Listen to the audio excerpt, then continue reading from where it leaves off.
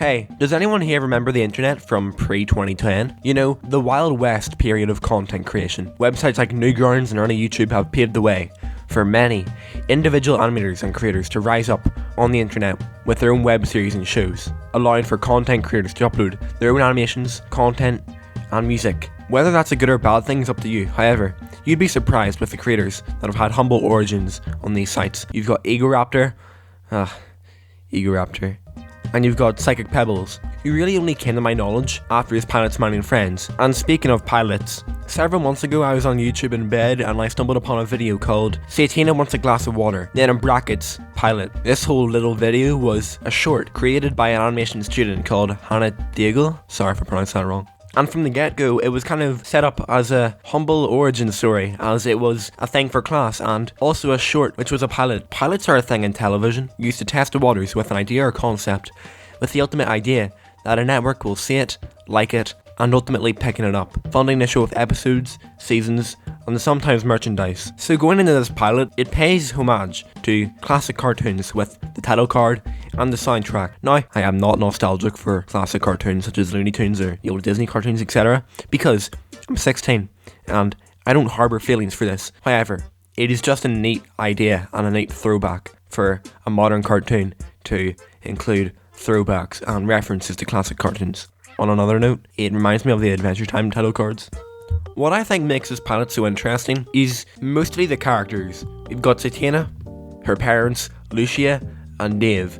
This cartoon is so interesting purely from the premise and the characters, as you're going to see. You have the Queen of Hell, and you've got the most, how do I even describe this guy? The most bland, generic, stereotypical middle-class worker, and these two lovebirds come to create Satina, the epicenter of chaos. Whenever I was initially watching this pilot, I never really thought about the pedantics or the context or the characters until I read the comments. But I did what any respectable viewer does. I read the comments, and I realised one thing. How in the ever-living hell did Dave, yes Dave, impregnate the Queen of Hell? I think it's obvious that the entire relationship dynamic between Lucia and Dave is not going to be explored in the cartoon. Unless it is. In that case, this is pretty redundant. However, the thought alone of Dave impregnating the Queen of Hell is pretty funny. But Satina is the embodiment of everything that is annoying in children. Annoying requests, being loud, stupid questions, causing destruction, especially the destruction part,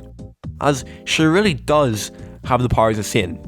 The initial pilot lacks a lot of the characteristics of Satina, which are showcased in episode 1. However, it's a pilot, you can't really show much in Satina wanting a drink of water. But one thing that is shown in the pilot, it's the annoying part. Although, a year after getting the pilot, we got the first episode of a web series titled Satina, this being the official debut for the Satina series. Satina Episode 1, Bring Your Demon to Workday.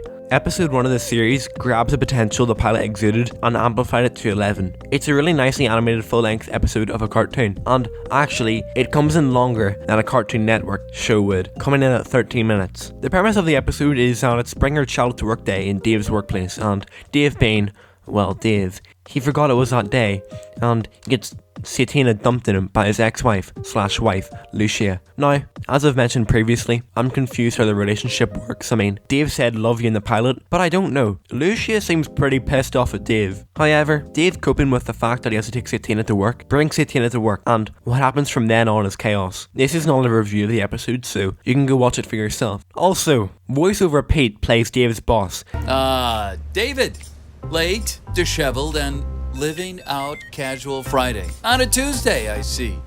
I mean, it's got zero plot significance, but it's pretty funny. Now, the fact that the entire Satina short and the episode have combined over 9 million views, I'm pretty flabbergasted, as ever since the whole YouTube algorithm changed several years ago to prefer watch time, I mean, I know the whole YouTube algorithm comment gets a lot of confusion, as it's not really clear what it is. So I'll do my best to explain the whole YouTube algorithm in debatably terrible detail. There's a robot on YouTube which gives you videos to watch. The content you watch tells the robot what you like, and thus it it recommends more of it. It's also influenced by your search, and this entire algorithm is made with the aim to get as much watch time as possible out of the viewers, preferring watch time in most cases, for videos at least. I wouldn't say the whole YouTube algorithm changing meant the death of animated content, as it really didn't. However, like any climate, whether it be economical, social, or, climate change, people have to adapt, and in the case of YouTube, people adapted to this change.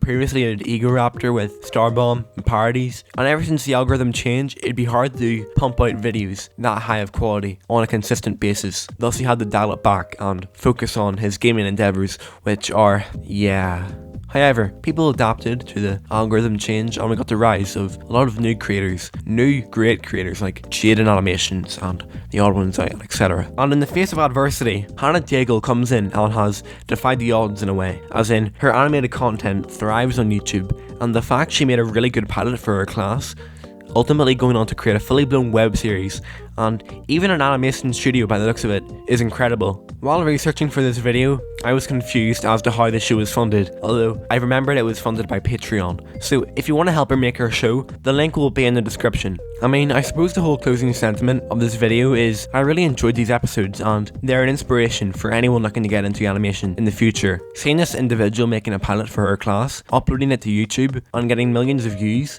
and then using that momentum she gained to get help and make something out of it. Something good at that. You have to admit, it's kind of cathartic in a way, as we're in an era of pumping out content for a machine. By the way, that OKKO video is still coming on the way.